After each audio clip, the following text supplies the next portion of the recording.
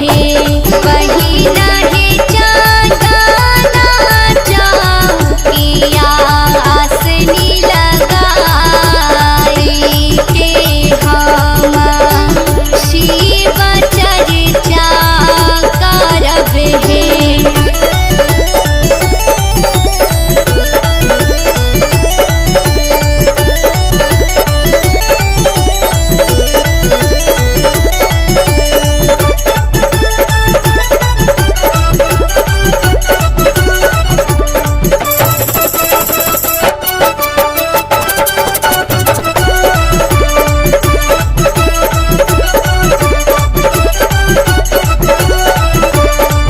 कंगना पहिरी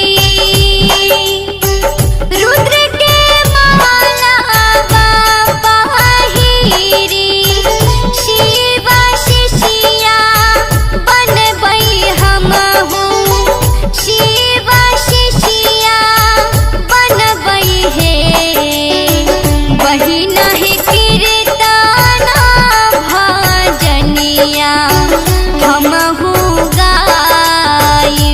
से मनसा हम पूरैबे करब हे वही नहीं चांदना चौकिया आसनी लगाई के हम शिव चर्चा करब हे।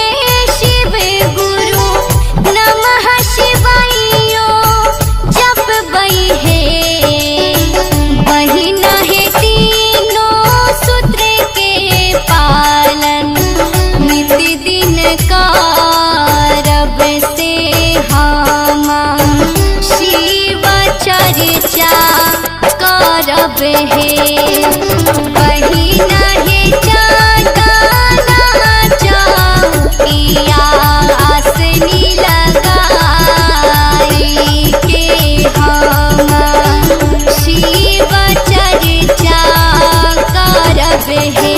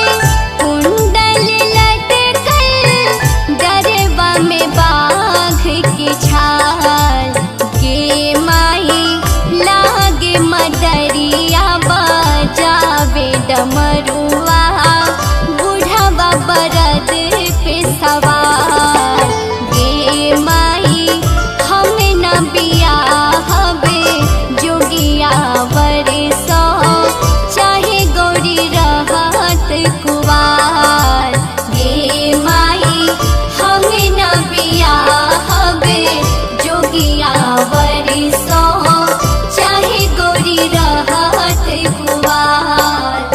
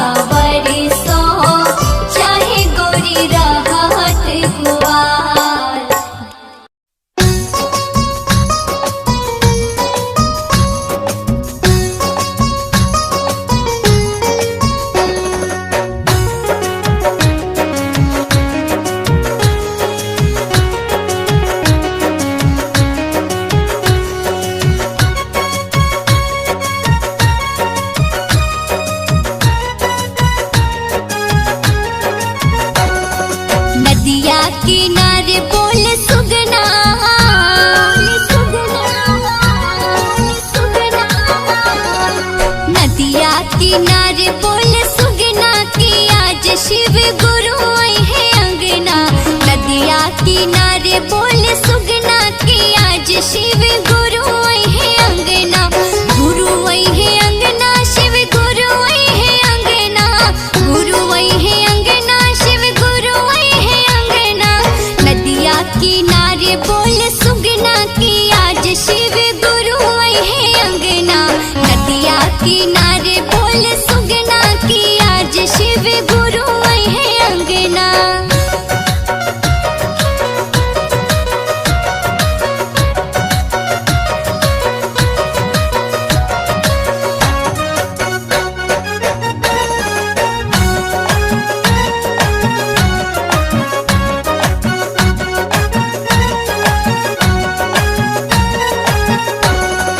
गैया के गोबरा से अंगना लिपवली, मलिया के पुतवा से माला मंगवली। गैया के गोबरा से अंगना लिपवली, मलिया के पुतवा से माला मंगवली। औरी ले आईनी रुद्र कंगना, औरी ले आईनी रुद्र कंगना की आज शिव गुरु आई है अंगना। नदिया किनारे बोल सुगना की आज शिव गुरु आई है अंगना।